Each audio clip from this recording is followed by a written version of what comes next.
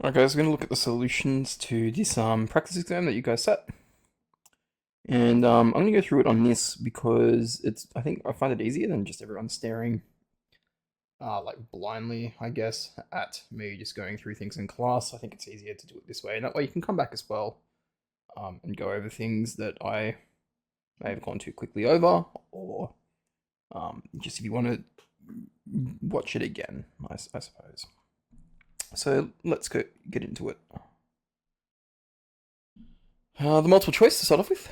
So we've got a piecewise function, and it's broken up into this when t is less than 0, 5 when it's between 0 and 2, and 1 minus t squared when it is greater than 2. So what is the value of f of minus 2 plus f of 2 minus f of 3? So this one is just a straightforward calculator input, I guess. So f of minus 2. So minus 2 means that we're going to substitute, well, minus 2 into this, assuming that these are all x's, minus 2 into this, and we replace all of them in this particular one with minus 2. So doing that, absolute value, ABS on a calculator, 2 times, and then minus 2, plus 1. So that's the first bit. The second bit is when f of 2, so f of 2 is contained within this part of the piecewise function. So plus 5, it doesn't matter what the function value is, as long as it's between 0 and 2, it produces a value of 5. And finally, we're going to take away the function value at 3. So 3, it's greater than 2. We're looking at this one here. So 1 minus t squared. 1 minus t squared. So 1 minus t squared, we substitute in 3. It equals, and we get 16 for the first one. What is the perimeter of a sector with radius r and angle theta? Well, hopefully we remember. For a sector, the arc length in radians is just r theta. Now for the perimeter, well, that's going to be r theta plus r, or r theta plus 2r, which if we factorize the r out, we get 2 plus theta, or theta plus 2. So it gives us d as our answer.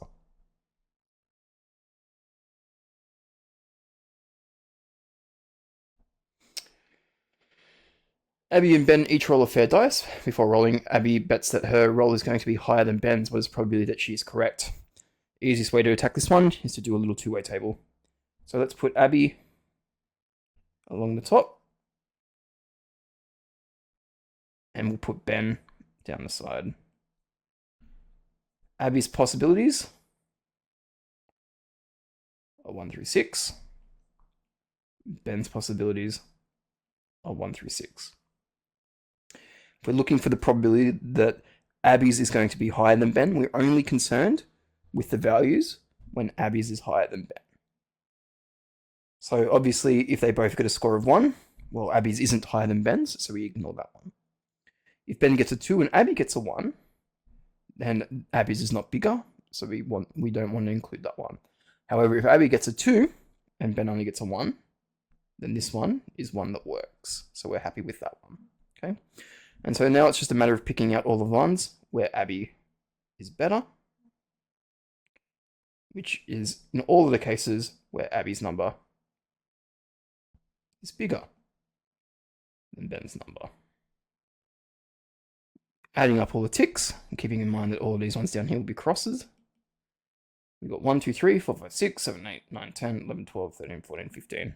So 15 out of 36, and 15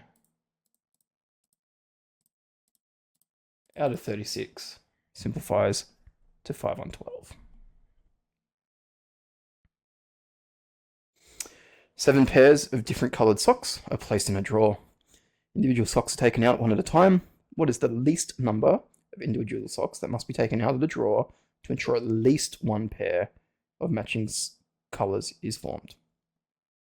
So this is our first extension problem of the mix, and the other 3 were advanced. This is a pigeonhole principle problem. If I've got pairs, and I've got 7 different pairs, then I would need 8 socks to guarantee that at least one pair matches. I could get lucky straight away, and as soon as I draw the first 2 individual socks out, they could potentially be a pair. But in the complete opposite case, the worst case scenario, I could draw out 7 different colored socks, and they could all be completely different from each other. Because there's only 7 pairs, of those 7 socks that I drew, they have all individual colors, and thus, if I draw an extra one, it must match one of the 7 that I have already drawn out. What is the Cartesian equation of the parabola given that x is equal to 3t minus 4 and y is equal to 18t squared minus 2?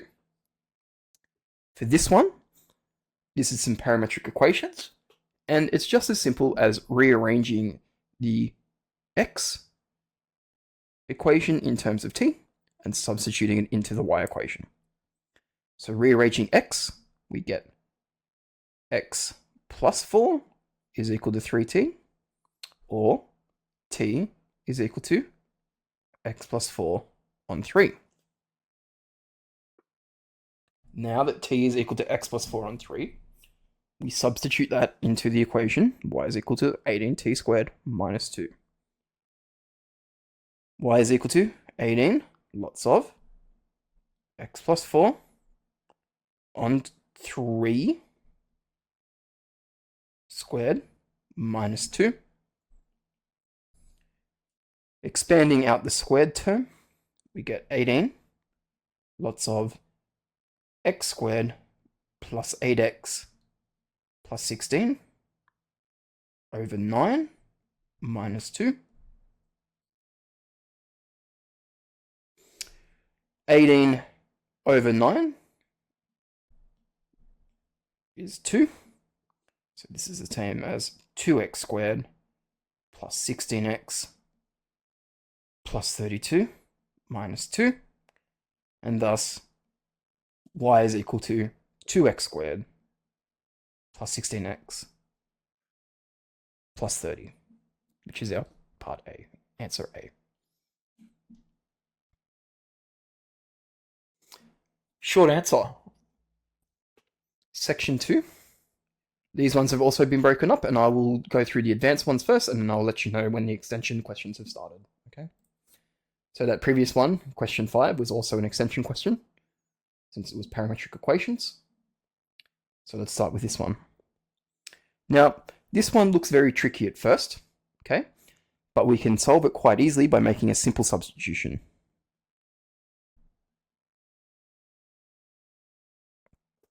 Now, you don't have to do this substitution. You could factorize it straight away. But by making u equal to cos x, that gives us 2u squared plus u minus 1 is equal to 0. And now we go through the motions of factorizing this. Factors of 2 times minus 1, so 2, or minus 2, that add to give 1. Well, there's only one pair that does that, and that is 2 and minus 1.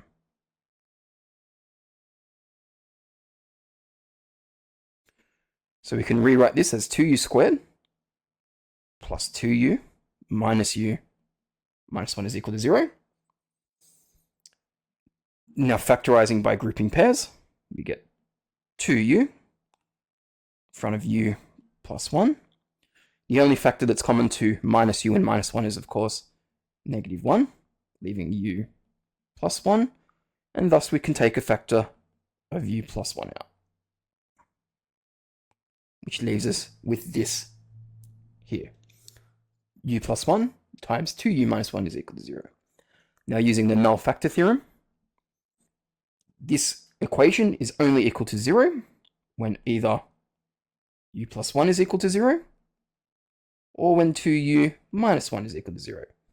And that's only happening when u is equal to minus 1 or u is equal to a half. But remember, back up here, we made u equal to cos x. So we can substitute that back in to get cos of x being equal to -1, and of course cos of x being equal to 1/2. Now thinking in terms of our exact ratios, cos of x is equal to -1 on the domain between 0 and 2 pi when x is equal to pi. Okay. Another way to think of it is if you imagine the cosine graph from 0 to 2 pi, our halfway point is pi, which is our -1 value down there. Now cos of 1/2 happens twice on the domain of 0 to 2 pi. Thinking in terms of degrees, cos of 1/2, or cos x is equal to 1/2, when x is equal to 60 degrees. And so in radians, that is pi on 6. The other location, or the other value, is when x is in the 4th quadrant, because thinking back to all stations to central, cosine is positive in the 1st quadrant at pi on 6 and in the 4th quadrant. And to find the value at the 4th quadrant, it is 2 pi minus pi on 6, or 2 pi minus our angle, which simplifies to 5 pi on 3, not 6. I apologize.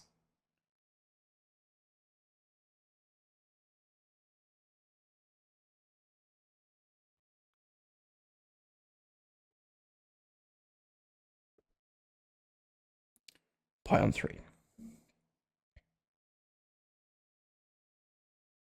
And thus our solutions are x is equal to pi on 3, x is equal to pi, or x is equal to 5 pi on 3.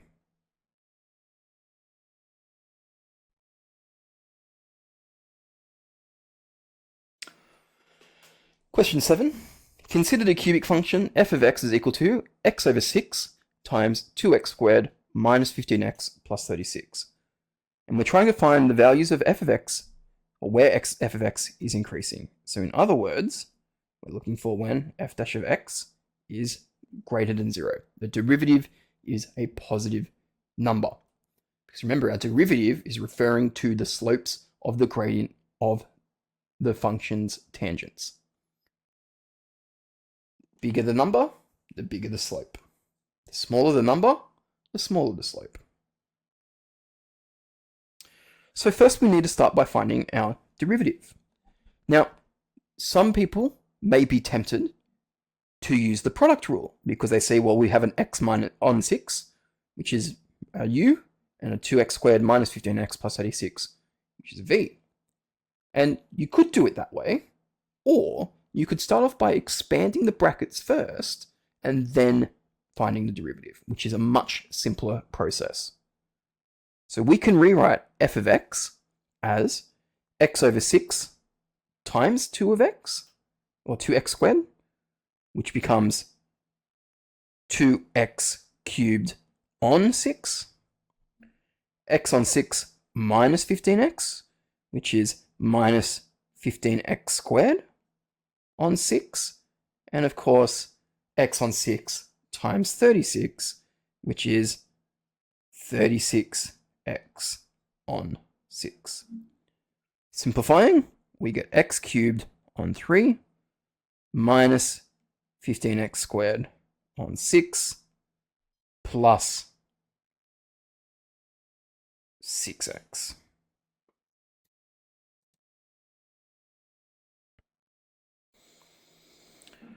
And of course, 15x squared on 6 can be further simplified to 5x on 2, since 3 is a common factor to both 15 and 6. Now, to find the derivative, f dash of x is equal to the derivative of x cubed on 3. Well, our rule says to bring the 3 down to the front, subtract 1 from the power to give us 2, and that is our derivative of the first bit. Second one, same idea. Power comes to the front, subtract 1 from the power, and that is our derivative. For an x term, we just drop the x. Okay, or another way to think of it is we bring the power of 1 to the front, and we subtract 1 from the power. So x to the power of 0 is equal to 1. So 6 times 1. Simplifying this further, we get x squared minus 5x plus 6. Now, to find when the derivative is greater than 0, it's first probably easiest to find when the derivative is equal to 0. So let's find when f dash of x is equal to 0. So when f dash of x is equal to 0. So 0 is equal to x squared minus 5x plus 6. Factorizing, we get x minus 2 times x minus 3. And again, using the null factor theorem that we did previously, the right-hand side is only equal to 0 when either x is equal to 2 or x is equal to 3. Now, this is when the derivative is equal to 0, or in other words, when our tangent is a horizontal line, or when our gradient is stationary. We've been asked to find when the value of the gradient, when the tangent is increasing, or in other words, it is greater than 0.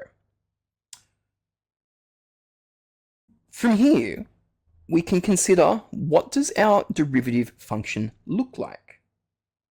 Well, our derivative function is just the function of a parabola, and it goes through the values of y, and I'm going to draw that better, at 2 and 3.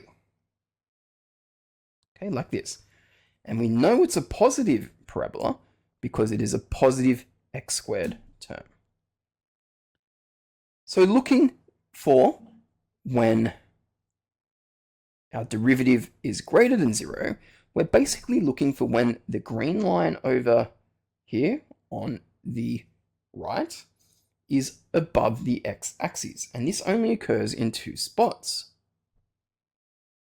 It occurs when x is less than 2 or when x is greater than 3. Anything in between 2 and 3 will give you a negative value, which means that the gradient or the function is decreasing. So it is increasing, because the gradient is positive, it's going up. The rate of the function is increasing when x is less than 2 or when x is greater than 3. Another way you could do this is, if you weren't sure via the sketch, is you could test some points. Try testing a point in between, try testing some points outside of the stationary points or the intercepts of the quadratic. So our answer, x is less than 2 or x is greater than 3. All right, part B. Let point B on f of x be the point of minimum gradient. Show that the gradient of f of x at point P is -1/4. So our goal here is to find what the minimum gradient is. So the minimum gradient is the biggest negative number, I guess you could say, because that will give us the smallest possible value, keeping in mind that the smaller the number, the further to the left on the number line it lies. So thankfully we have a function that we can look at that's going to help us determine what the gradient is, or what the minimum gradient is. If I go back and look at this function here, okay, this is describing all of the actual values. Here is a particular point that is describing what the gradient is when x is equal to whatever that value is. So it gives me a number, and that is what the gradient is at that point. The gradient is always positive here and positive here. It's stationary here, and then between 2 and 3, the value of the gradient, the value of the derivative, the value of the gradients on the points between 2 and 3 are negative. Now, the smallest value is the number that is the most negative. And thankfully, because we have a parabolic derivative, that occurs at the halfway point, or our turning point. And we can determine this by using the axis of symmetry, or the halfway point between the x-intercepts. So this is where the function is going to be, or going to have, the most minimum, or the minimum gradient. Now, to determine what that gradient is, we need to find what the f-x value is at the point. So we're going to take 2.5 and we're going to substitute it into our derivative, x squared minus 5x plus 6. At x is equal to 2.5, and we're choosing this point because it is a turning point of a parabola, which is concave up.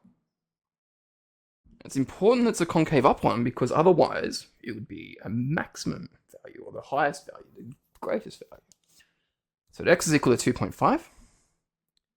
F dash of x, or f dash of 2.5, is equal to 2.5 squared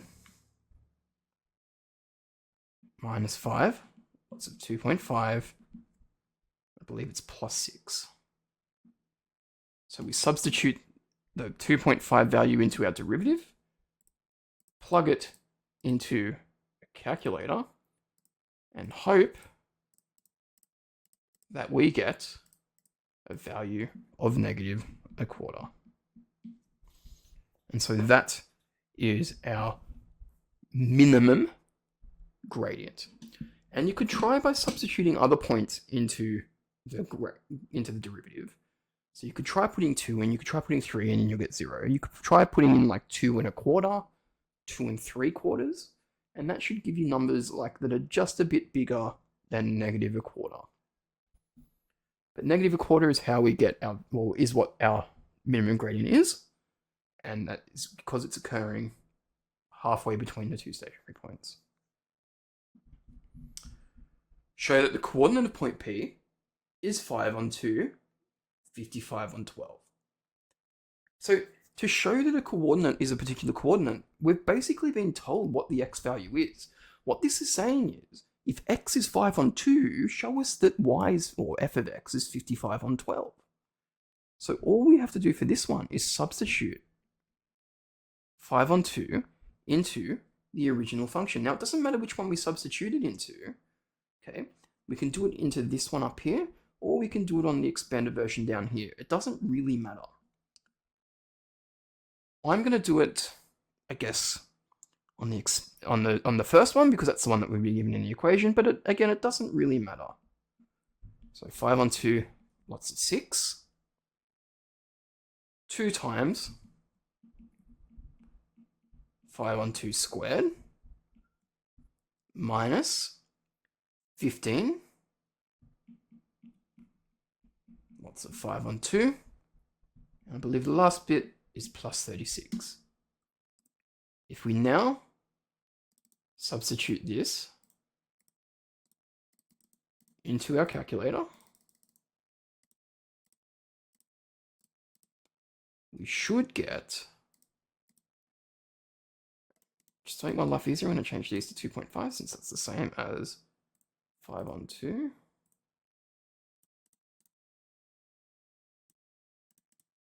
We should get 55 on 12 as required. So because we're trying to identify a specific point, we can use the fact that the x value is going to be equal to 5 on 2. Because if the point wasn't 5 on 2, 55 on 12, then by substituting 5 on 2 into the original function, we'd be getting a different y value, or a different f of x value. Okay? But because we're just trying to find what the y value is, and it's a 1-mark question, it is just as simple as substituting that point into the original. Now finally, we've been asked to find the tangent and the normal to f of x at point P, so at our point, which was 5 on 2, 55 on 12, in general form. Now, the only 2 bits of information you need to find a point, to find an equation for a tangent is a point and a gradient. The gradient of the tangent, we knew from part B, is equal to 1/4. And if you couldn't work out how to get minus 1/4 from part B, because it was a show that question, you can use that fact for this part of the question. We know what the gradient is going to be. It's going to be equal to negative 1/4. We can use that. So for the tangent, we're going to use our point gradient formula. And we're going to substitute in the information that we know. We know that y1 is equal to 5 on 2. 55 on 12. We know that m is equal to minus 1/4, and x1, our x value of our coordinate, is 5 on 2.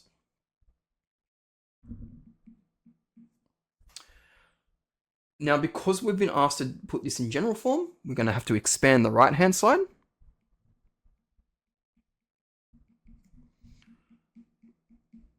Minus 1/4 x minus 5 on 8, or plus 5 on 8, because the 2 negatives cancel out. I am then going to move the minus 55 on 12 to the other side to get 5 on 8 plus 55 on 12 to get y is equal to minus 1/4 x plus 125 on 24. And now I'm going to get rid of all my denominators. Well, actually, what I'm going to do first is I'm going to move everything to the same side. So the x, well, minus 1/4 x will become a positive 1/4 x. 125 on 24 will become negative 125 on 24.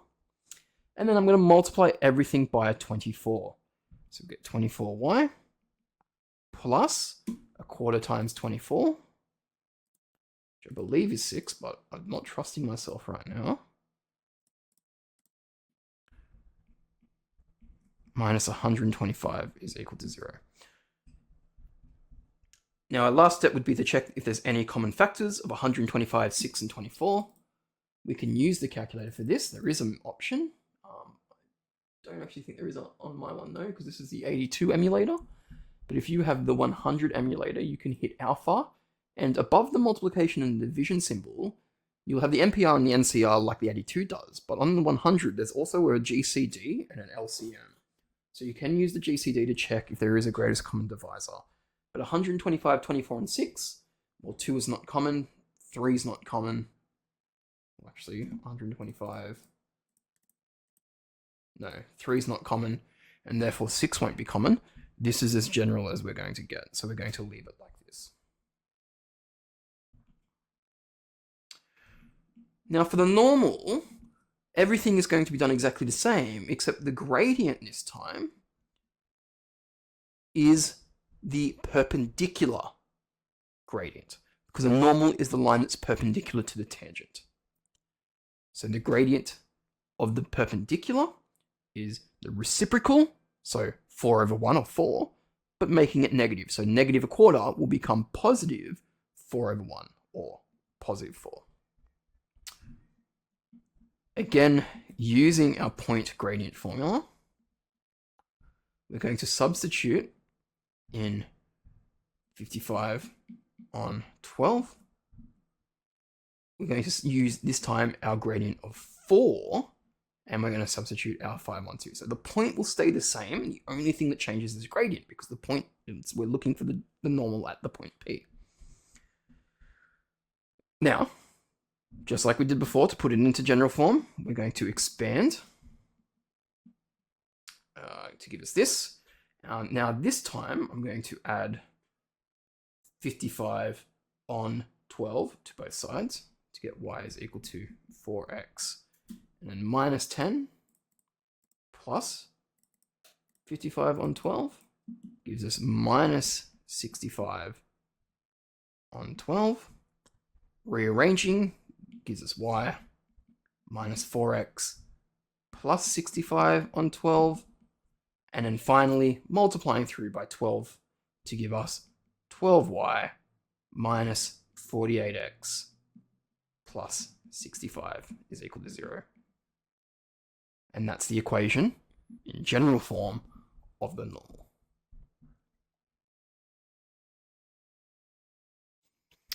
Question 8. Two random single-digit numbers from 0 to 9 are generated where repetition is allowed. Find the probability that at least one of these numbers is even. Neither numbers are prime. They sum to 2. At least one of the numbers is even. That means that 1 is even, or both are even. So we could try and work out the probability that 1 is even. That is, the first one is even, the second one's not. Or the first one is not even and the second one is, and then add it to the probability that they are both even. Alternatively, what we could do instead is we could just do 1 minus the probability that they aren't even, or that they are odd. Okay? So the probability that we have at least one even is the same as 1 minus the probability that they are both odd. The probability that the first number is odd, well, the digits 0 through 9, there are 10 digits including the 0, so 0, 1, 2, 3, 4, 5, 6, 7, 8, 9. 0 is considered an even number, so 0, 2, 4, 6, and 8. So that's 5 out of 10 for the first digit. The second digit, to be odd, is also 5 out of 10, so a half times a half. This is the same as 1 minus a half times a half, which is the same as 1 minus a quarter, which gives us 3/4. Part B, neither numbers are prime. The definition of a prime number, to my understanding, and to the understanding of the HSC, or NESA, I guess, since they write it, is that numbers are only prime if their only factors are 1 and itself. So they have to have 2 factors, 1 being 1, and then 1 being the number that is prime. 1 is not considered a prime number because it does not have 2 factors. It only has 1 factor, which is 1. That is my understanding of what NESA is looking for, and they're the ones who write the exam. So unfortunately, that's the ruling we have to go with.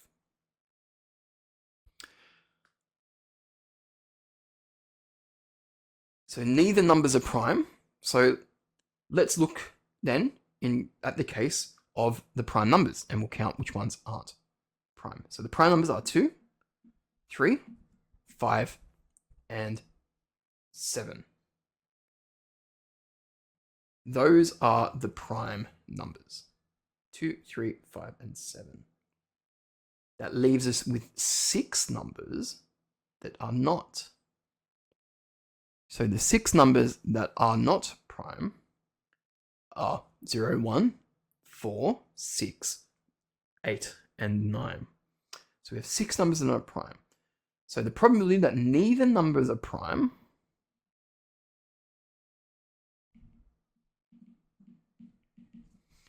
is equal to 6 out of 10 times 6 out of 10, which is the same as 36 out of 100, which is 18 out of 50, or 9 out of 25. Now, thinking back, towards my insane marking that I did last night for my current year 11 class. I think I may have marked that one wrong. I think I wrote 7 prime numbers, but it should be 6. So I do apologize if I marked that one wrong. This was towards the end of my marking period last night, in which I was extremely tired. Last one, that they sum to 2. Now, for the ones that sum to 2, think about all of the different possibilities that we can have.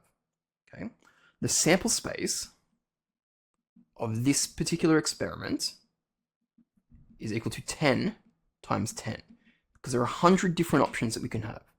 We could have 1, 1, 1, 2, 1, 3, all the way down to 110, or 2, 1, 2, 2, 2, 3, 2, 4, etc.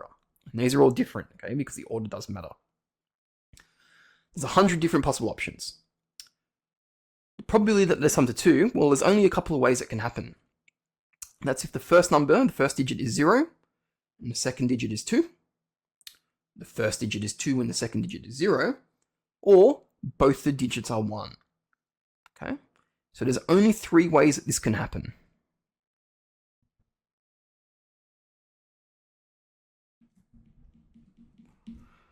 So the probability they sum to 2 is just 3 on 100. All right, the polynomial 2x cubed minus 19x squared plus 60x minus 63 show that p of x has a double root at x is equal to 3.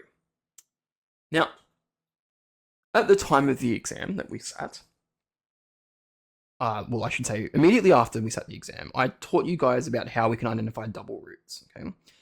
It's not the only way we can do it, but there was a nice, easy way, and which was the case that if we do the factor theorem like normal, substitute x is equal to 3 into our function 2x cubed minus 19x squared plus 60x minus 63, we should get 0.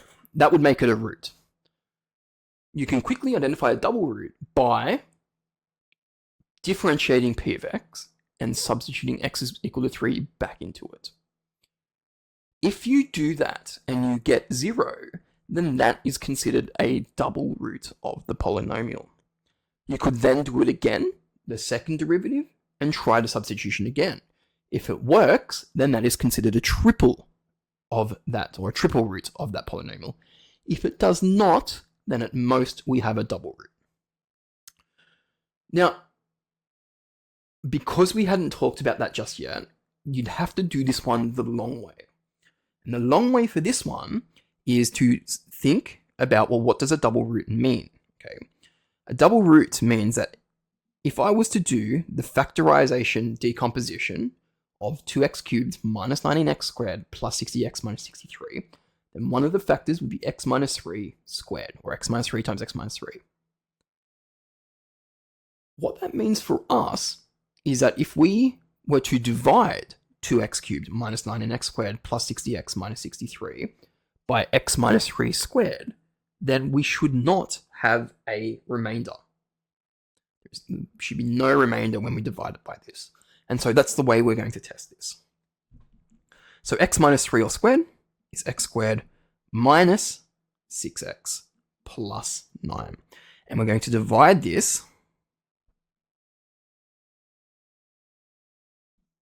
into our polynomial 2x cubed minus 19x squared plus 60x minus 63. Now, if you're all right with your polynomial division, you might want to skip this point, but if you're still not quite comfortable, let's go through it. To divide, we take this term here, divide it by the first term.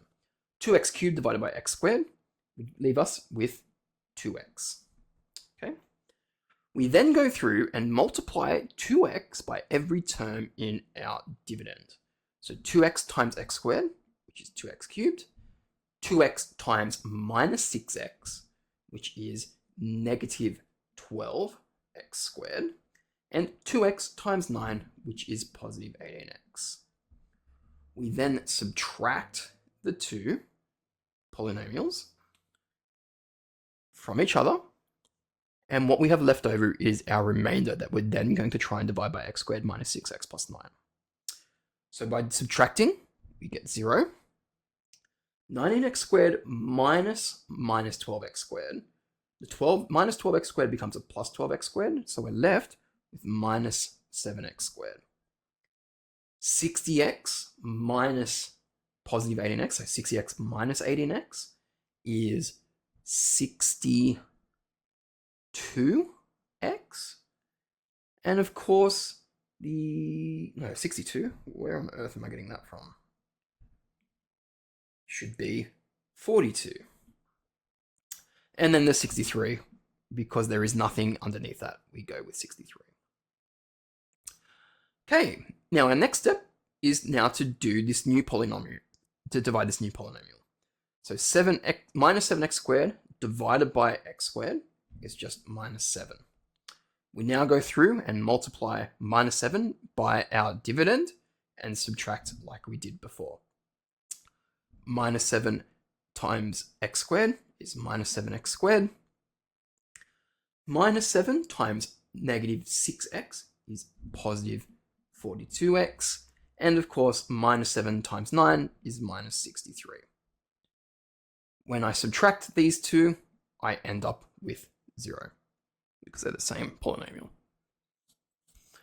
Therefore, we have a double root at x is equal to 3. Hence, factorize p of x completely. Well, if you come back and have a look, 2x minus 7, that's our remainder. Okay, well, sorry, that's not our remainder. That's what our answer is. We've divided 2x cubed minus 9x squared plus 60x minus 63 by x squared minus 6x plus 9, or x minus 3 squared, and we're left with 2x minus 7. Okay, so basically, our factorized form then of p of x is, well, what we divided by, which was this originally, multiplied by our answer that we got, 2x minus 7.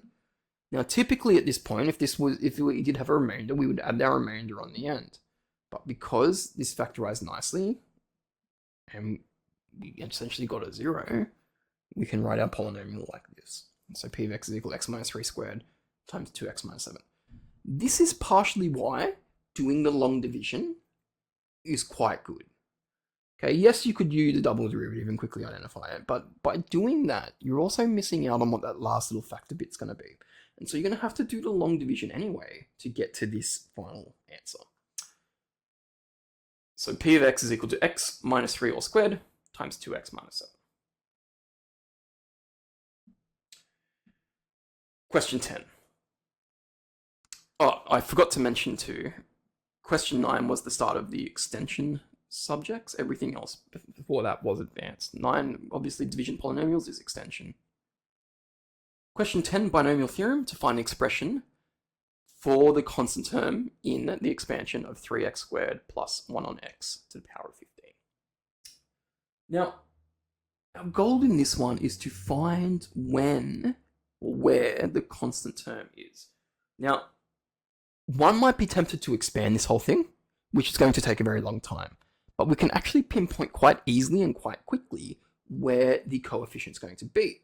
Because remember, when we do a binomial expansion, we're just basically collecting all of the different combinations of 3x squared and 1 on x.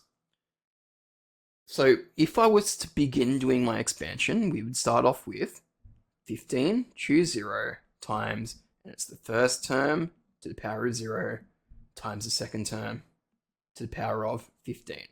And then when I do my next term, 15, choose 1, 3x squared to the power of 1, and 1 on x to the power of 14. And so what's happening is our binomial component, the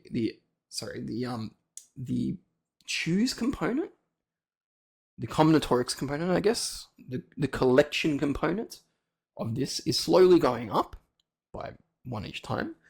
And we're grouping up all of the terms that where 3x to the power 2 all to the power of 0, and where all of the different terms that involve 1 on x to the power of 15. And if I was to expand this, I actually do the calculation, 3x squared to the power of 0 times 1 on x to the power of 15. Well, this part here, this is just 1 times 1 on x to the power of 15, okay? And when I go through and do the multiplications, okay, I can then simplify these a little bit further. Okay, so the next component, 3x squared times 1 on x to the power of 14, if I actually simplify this is the same as 3x, or 3 times 1 on x to the power of 12, because x to the power of 2 times 1 on x to the power of 14, subtract the powers, be x to the power of negative 12, and we would eventually, and then which becomes 1 on x squared, and then eventually, if we keep doing this, we're going to slowly get towards where our center is. Now, there's a really quick way that we can find this. So obviously that's a long explanation, and that's kind of what you would do if you were stuck. The short explanation is that we can identify where this is going to occur by looking at what's going to happen to the exponents. So x squared to the power of something, and 1 on x to the power of 15 minus that something. So as n gets bigger and bigger and bigger, starting off at 0, getting bigger, the other one is going to come down. And we're basically looking for when this expression turns into x to the power of 0. Okay. So if I rewrite this is the same as x to the power of 2n, using my power of paralog law, times 1 over x, which is the same as x to the negative 1, lots of 15 minus n. And again, this is going to be equal to x to the 0. Using my power of power again, this is the same as x to the 2n times x to the, and by doing my power of power, we get minus 15 plus n is equal to x to the power of 0. Now, the only time when these powers, start again. Now what we're going to do is we're going to apply the index law, where when we multiply different powers with the same base, we add the powers together. So if we do that, what we end up with is x to the power of 2n plus n minus 15, with just a little bit of rearrangement, which needs to be equal to x to the power of 0. And the only way that this thing is equal is if the powers are equal to each other. So in other words, when 2n plus n minus 15 is equal to 0. So I'm looking for when this is true. So when these powers are equal to each other. Well, this is the same as 3n being equal to 15, or when n is equal to 5. So what that means for my binomial expansion is I can now calculate the exact location that this binomial is going to be constant. So using binomial theorem, it's going to be 15 choose, and it's at the value when n is equal to 5. So n is equal to 5 times the first term to the power of 5 times the second term to the power of n minus 5, in this case 10. Expanding this out, 15 choose 5. It's just a number, times 3 to the power of 5. So I'll rewrite this as 15 choose 5 times 3 to the power of 5 times x to the power of 10 times 1 on x to the power of 10. The x to the power of 10's cancel out, and we're left with 15 choose 5 times 3 choose 5, 3 to the power of 5. If I do that, I get an answer of 729, 729. And so that is the expression of the constant term in that expansion. It is just 729, 729. There's no x values because we're looking for the constant component. All right, second last question. A table at a wedding has 16 people sitting around it, and the seating is arranged at random. Bit of a mistype there. A table at a wedding has 16 people sitting around it, and the seating is arranged at random. Find the number of ways of sitting around a table if there are no restrictions. So this is just a straightforward application of the permutations of a circle. So there's a few ways that we can do it.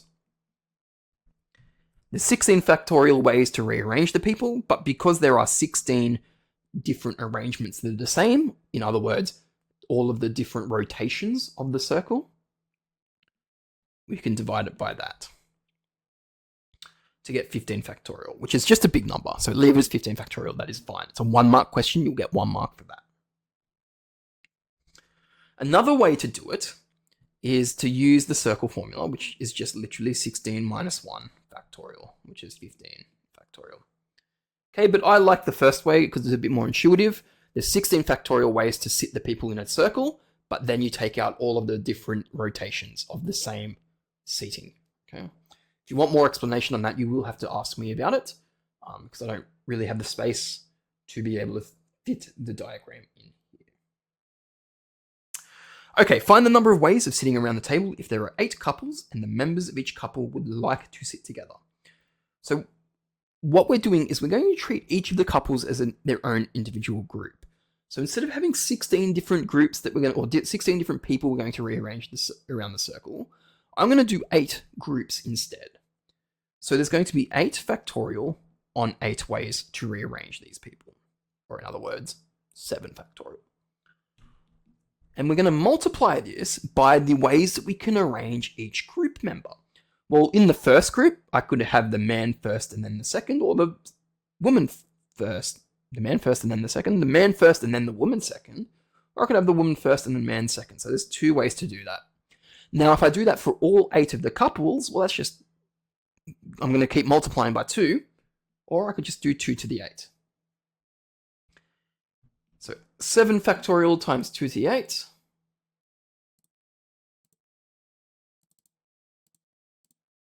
Oh my lord. 7 factorial times 2 to the 8 gives us this many ways to rearrange the 8 couples around the table. And then finally, for a group dance, 7 people from the group of 16 are chosen.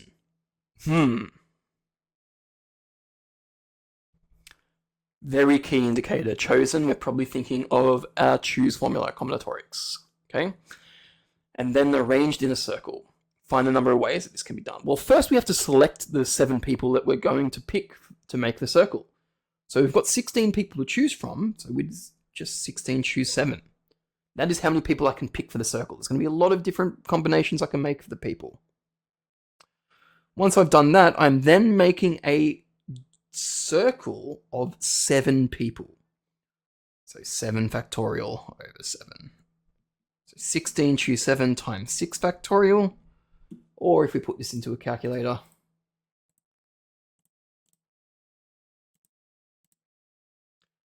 we get that many, which is a lot. So 8, 2, 3, 6, 8, 0, 0. So what's that? 8,236,800 different ways that we can do that, which is a lot of arrangements. Okay, the last question, question 12. A tank is initially full. It is drained so that at the time t seconds, the volume of water, V in liters, is given by this. How much was initially in the tank? What does the word initially actually mean? Well, one way to think of it is when time starts. When time starts. So, when t is equal to 0.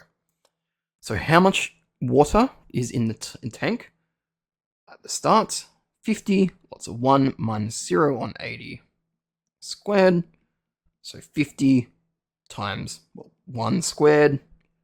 So that's 50 liters. After how many seconds was the tank 1/4 full? Okay, well, first, a quarter full. If the tank is 50 liters when it is full, then a quarter full would be 12.5 liters. So now what we can do is we can take that 12.5 liters and we can substitute it into this equation here.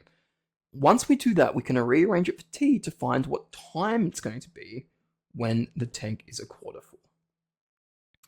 So 12.5 is equal to 50, lots of 1, minus T on 80 squared. Okay. So rearranging, we get 12.5 on 50 is equal to 1 minus T on 80 squared. Now 12.5 on 50 is just the same as a quarter, but I'll leave it as it is for now, because what we're going to do is we're going to square root both sides. To get 1 minus T on 80, not forgetting the plus or minus, because there could potentially be two different answers. Okay. Continuing this, we can subtract 1 from both sides to get minus 1 plus or minus the square root of 12.5 on 50 is equal to negative T on 80. Multiplying both sides by 80 gives us 80 lots of minus 1 plus or minus the square root of 12.5 on 50 being equal to minus T. And then, of course, for T, making it negative. And you only have to change the value at the front because that will carry through when we do the distribution. Okay, so now we've got an expression for this, or an equation for this. Let's substitute it in and see if it works.